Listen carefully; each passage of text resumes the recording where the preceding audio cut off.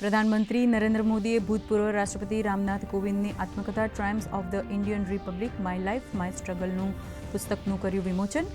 પ્રધાનમંત્રીએ કહ્યું, પૂર્વ રાષ્ટ્રપતિની આત્મકથા ભારતીય સમાજની બનશે ધરોહર.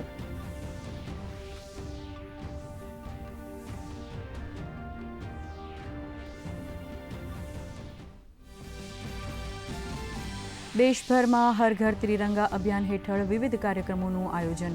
ઉપરાષ્ટ્રપતિ સીપી રાધાકૃષ્ણને હર ઘર ત્રિરંગા વિશે બાઇક રેલીને આપી લીલી ઝંડી.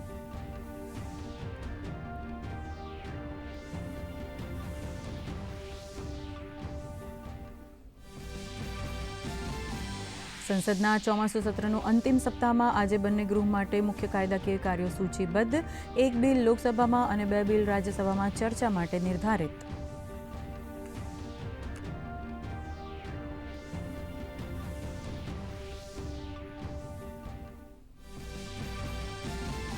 ઝારખંડમાં વિદ્યાર્થીઓનો વિરોધ યથાવત. પોલીસ લાઠીચાર્જના વિરોધમાં વિદ્યાર્થીઓએ શિબુ સોરેનનું કટઆઉટ લઈને યોજી મૌન રેલી.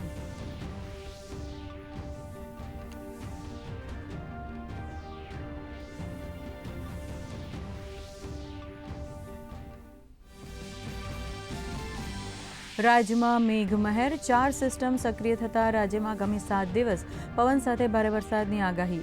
આજે દાહોદ, છોટાઉદેપુર, નર્મદા, તાપી, ડાંગ જિલ્લામાં ભારે વરસાદની આગાહી.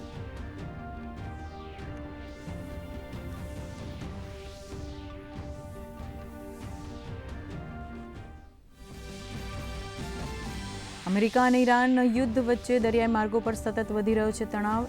ઈરાન સમર્થિત હુથીઓએ સાઉદી અરબના જહાજ પર કર્યો હુમલો, જેમાં 4 લોકોના મોતની સત્તાવાર પુષ્ટિ.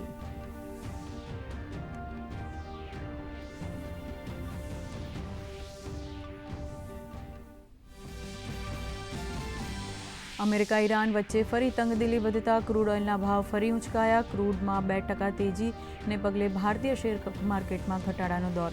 સેન્સેક્સ 300 પોઈન્ટ તો નિફ્ટી 120 પોઈન્ટ તૂટ્યા. બેંક નિફ્ટીમાં 200 અંકોની તેજી. કન્ઝ્યુમર ગુડ્સ શેરોમાં તેજી. સોનું 700 તો ચાંદી 1500 રૂપિયા મોંઘી થઈ.